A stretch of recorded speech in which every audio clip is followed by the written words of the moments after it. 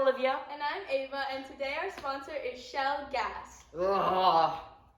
And today we'll be having our turtle time talk with Gavin the Turtle! Hello everyone, I'm Gavin the Turtle. I'm from the Great Barrier Reef, and I'm here to share about my experiences about living there and just how it's been fractured over time. So I hear you guys have questions. For sure we do. Wow, what you just said that was really deep. Like the ocean! So we want to take some time to thank Gavin for coming out here, out of the Great Barrier Reef, and joining us today. So we wanted to ask, how's the coral reef's problems have been impacting your everyday life? Well, I feel like the most obvious problem is actually the pollution, and then how like the structure of the Great Barrier Reef has kind of been destroyed. So not even just the turtles, but all the other animals living there, like the millions of fish and different organisms that are being affected in everyday life. So as you can probably imagine, there's a lot of problems going on around there. Yeah, I know living there in this time of need must be very difficult. You guys have any thoughts about that? Yeah, I think us as humans, as a society, as a nation, need to live in peace with our nature and natural life, because we're not just the only ones living in it. I had another question. So, what has us humans done in immediate impact to harm your habitat? Like, what do you think we could do better? Yeah, like what kills you mentally and physically? Well, I'd say on the physical side, there's obviously the destruction of our homes. As a younger sea turtle like myself, I use the Great Barrier Reef to shelter myself. And as I grow older, I'll move away from that. But right now, it's kind of hard because it's so tight and very hard to find shelter there. But also mentally, you said, I think there's the fact that knowing that there's all this stuff, harmful stuff in the ocean, and even like people hunting us, like that's a big problem. That's been a problem for the last 200 years. Stop poaching 2024. And it's not even just like on us, like it's not even us, like all the other fish, like overfishing and just catching us like accidentally, because like internet's like you don't understand how hard that is for us, because yeah, I've heard that is the primary reason why your species numbers are going down in the past couple of years. My old friend Johnny. What happened to Johnny? What happened? He was caught accidentally in one of those big nets that you guys kind of push into the sea just to catch all those little groups of fish, but he was caught along in there and he wasn't able to escape. So. Oh, I'm so sorry for your loss. I know that must have been a tough one.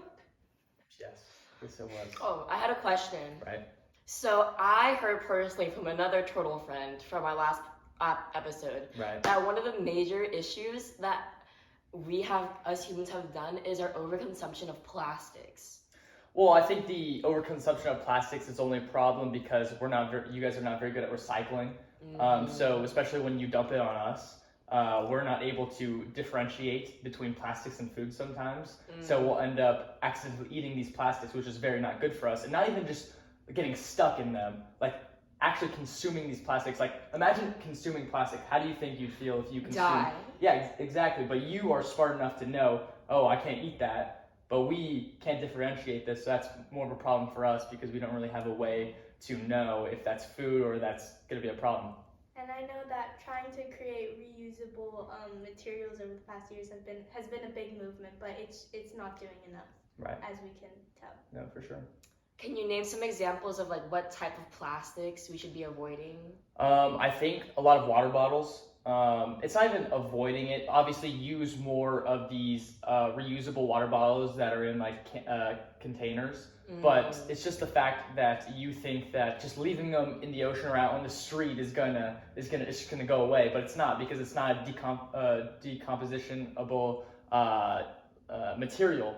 So you need to do something instead of just leaving it on us and kind of recycling it for yourselves. Are you finding these plastics within the coral reef or more like in the open waters? Good question. I'd say more in the coral reefs, but obviously you could find it anywhere. And I think that us sea turtles, we've kind of adapted, and we know that like they're out there but obviously we can't contain it because it's not our problem. It's just moved onto us. And when we see it destroying our home, it's like, what are we going to do about it? We can't do anything as much as we want to, but it's just sad just to see it all around. And the other day, I actually met a mother sea turtle. She told me a personal story of how when she was in labor, she couldn't find anywhere to lay her eggs because the beaches were filled with filth. Right. Horrible plastics, water bottles, taking the space that she needs. Right, that's also what I've heard. I mean, it's not even just in the ocean, it's in your own homes. How do you feel about how you guys have to deal with all this plastic on your beaches, on your beautiful beaches, on your beautiful streets that you guys decide to pollute? Like, I don't understand what your goal is when you decide to do that on yourselves. I know it's become a bigger issue in America. I know in some other continents it's not as prominent as it is here, but we do need to work on that. And I think a lot of the ocean societies that are there to try and preserve nature and like specifically coral reefs are working hard to try and create those reusable sources. Right, yeah. So, do you have a final message for us, or would like to say to the viewers? Yeah, I mean, it's not just the problem with sea turtles, it's a problem all around the world, and not just the people in the ocean, just everyone in general. Like, it's everyone's problem now, and the only people who really have a great way to stop it is you humans. Obviously, we're trying to avoid all this stuff, but you guys are the main contributors, so you guys should be the main people to help stop this problem.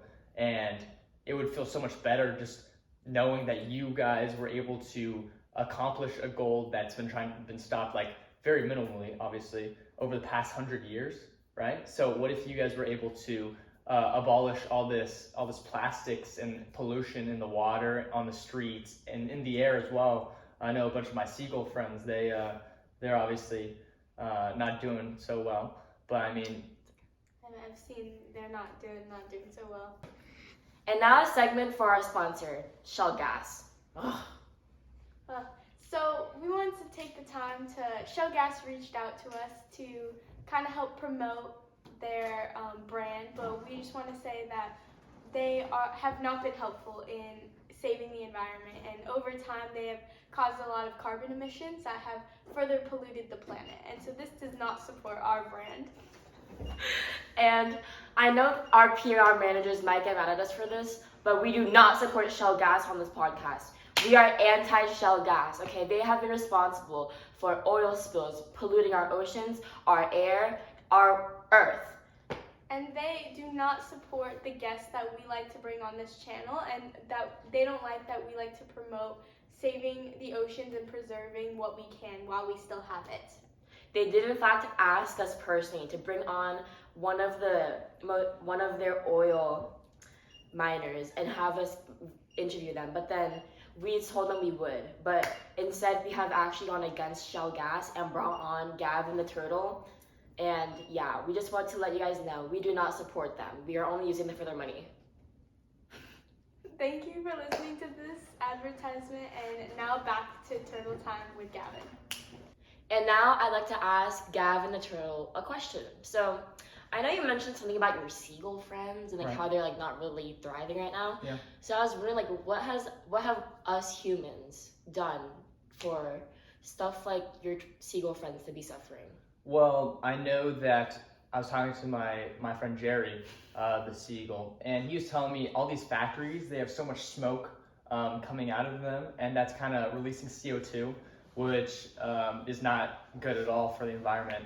And I know that the CO2 kind of gets absorbed by the seawater, which I live in. It's called ocean acidification, which can be very futile for a bunch of our living species in the water, but also these factories, I don't know what exactly is being made in there. My friend Jerry, he's told me it was something like a car or different things that I don't see the need for.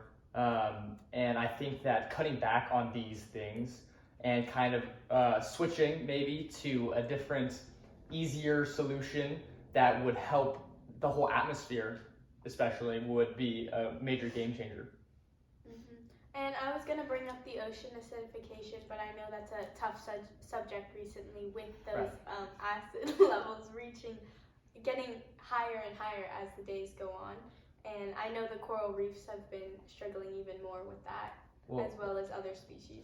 Well, I don't know exactly the amount, or I can't give you like a chart, but I know it does get kind of tougher and tougher to breathe and kind of live in the water because of these things. And I know that a bunch of these fishes and organisms living in the seawater are greatly affected by it. There's a bunch of dead fish that are actually surfacing because of this change in the seawater, and it's very, very tough to see, because that could be us next. You know what I mean? Like, one day we're living in a vast ocean, the next day we're not. So. And I heard from our first turtle, Veronica. She was so great. Yeah.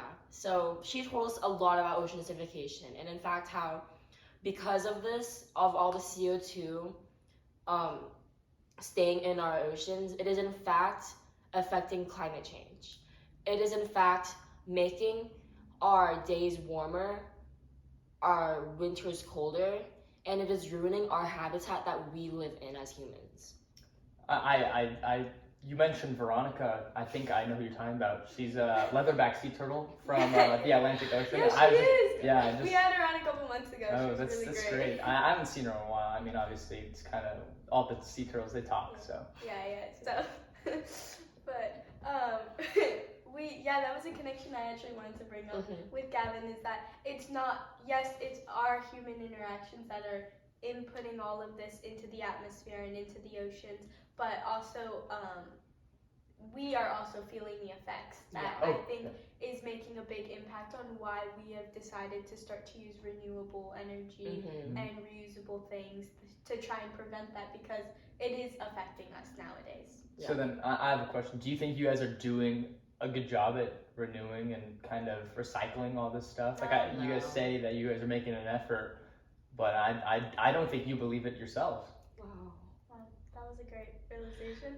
But I think a lot of these big companies, it's like it is up to a normal person to make those renewable choices in everyday lives, but it's really tough for those big companies that are getting all this income and they kind of don't know what to do with it. So they're kind of in this domino effect and they can't really get out of it, but they shouldn't be making excuses for not preserving the planet. Right. Sorry, I have just one more question. I hear of these humans that actually don't believe in all this stuff, and I don't know what you guys have to say about like these politicians are what they're called, and these different people that just don't believe in this stuff. Well, I just have to say, look outside. Like, is it just me, or have our winters never been so warm? And it says for the the records itself, our ocean acidification, the acid levels are rising. If climate change wasn't real, why is our climate changing? Yes, I agree with that. I don't know why anyone questions it when the effects are actually impacting us in our everyday lives. So, any more questions for me? I mean, I just hope you have a turtleistic life. Turtleistic. Thank you for joining us, viewers. Talk to you next time. Bye. Oh wait, segment. Now we'll be releasing Gavin the turtle back into the ocean. And now a segment of bringing Gavin the turtle back to the ocean. We're rehabilitating every day. You got it, Gavin. Gavin.